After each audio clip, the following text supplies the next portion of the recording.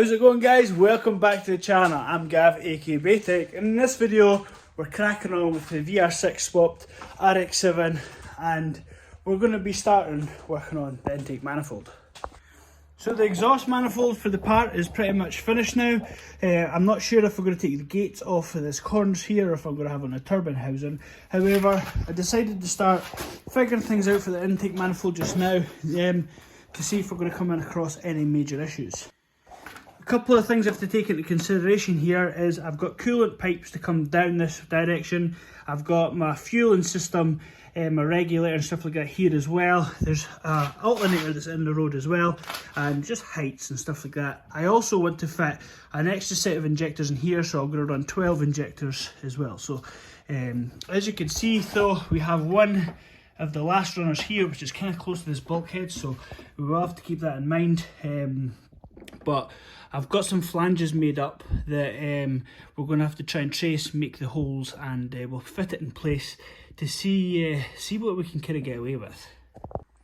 So for the intake manifold, it's going to consist of some key components. We have some velocity stacks here that we got off eBay, and the plan is kind of stagger them at different lengths because the intake runners and exhaust runners in these are different lengths due to like the back three cylinders being further away from the entrance of the head. So I probably will stagger these to offset it, but again it depends how much room I've got because of that back cylinder and the bulkhead there. Got to think about as well ease of taking this thing on and off. In an ideal world you never have to take it off, but in practicality you need to take inlet manifolds off quite regularly to get to components underneath, oil filter changes, stuff like that, tighten up fittings and stuff. I have got a flange made up here, and this is hopefully, yeah, fits in there quite nicely. I've got an intake manifold, flange, intake throttle body flange here made up also.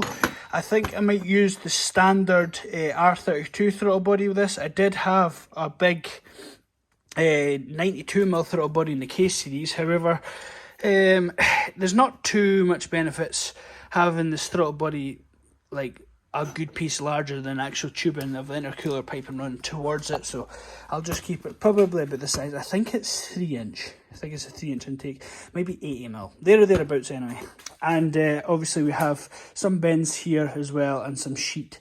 I'm going to kind of make it a similar style to the K-Series manifold, if you guys can remember that. This piece here was just a flange and then like a 45-degree bend. You can see the crease there from the nitrous backfire. And that would probably come around here quite nicely. But like I say, I have just to take things into consideration, heights and this back port here for length. So, and obviously accessibility to get it on. You might notice that my flange here hasn't got any bolt holes in it, so the first job I need to do is try and put bolt holes in it. And I want them in the right position, so it's kind of tricky actually. I've been trying to figure out a way how to do this. I have got a standard inlet manifold over there, the plastic one, that I might just cut the flange off, put it over the top as a template and then chop it out. So that might happen, but apart from that, it does look like it's going to fit okay. So yes, I have O-rings as well to sit in here, so we're not relying on any sort of paper or steel gaskets. That'll take any ununiform conformance out. Don't even know if that's a word in, you know me, dyslexic as fuck. But yeah, hopefully this should do the trick. Right, so what I've done is I've clamped it into position where it needs to go. I've actually sprayed some epoxy, sorry, it's actually etch primer down in the holes. Because I did try and drill down the holes, but they were off centre, so yeah, a bit of a nippy one to get to this back one as well. But I've sprayed plenty of stuff down there. I'll let it dry off, and I'll actually use a scribe. I'll go a scribe down in the hole just to get them nice and central, and then take this off and we'll drill out that plate and we'll see if it even fits. Right, so I've chopped this plate or put it on just now. For some reason these are 7mm bolts, so I'm not sure if I'm going to keep the 7mm ones or if I'm going to make them 8, but we've got some tube here and I've stuck it here. Now where the alternator was sitting, it was quite close to it and it cleared it, but there would be no way to get to these bolts, and there's no way to take the alternator off without having the intake off. So it's a bit tricky because I also need to get a fuel rail up here, which is not a problem at this angle, but that's obviously where the alternator removed. We can't have it at a 90 degree because it'll hit the bonnet.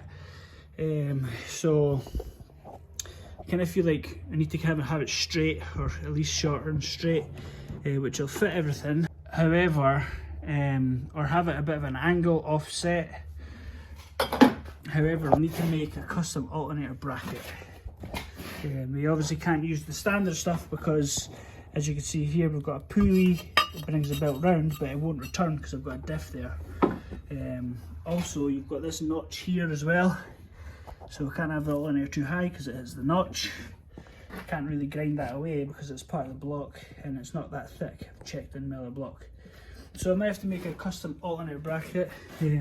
Martin did suggest, which I thought was a really good idea, that you can mount this alternator on the chassis or even off, but have it in the front of the engine, which would kind of give me plenty of room to work on stuff underneath. But not really sure how I'm going to do that either. The problem is, if I have the bolts, if I have an intake manifold here, how the fuck do I get to the bolts? There's a lot to think about here, so this video is a bit of a fail, but as part of building cars, you come across a lot of unforeseen circumstances, and yeah, everything's just going to be custom. Well, anyway guys, short video because I can't see any way of being able to sort this today anyway, so I'm going to have to leave it at that. But it's all part of building cars, have to figure these things out. We love the problem solving, and as always guys, stay safe, take care, and we'll catch you in the next vid. Cheers.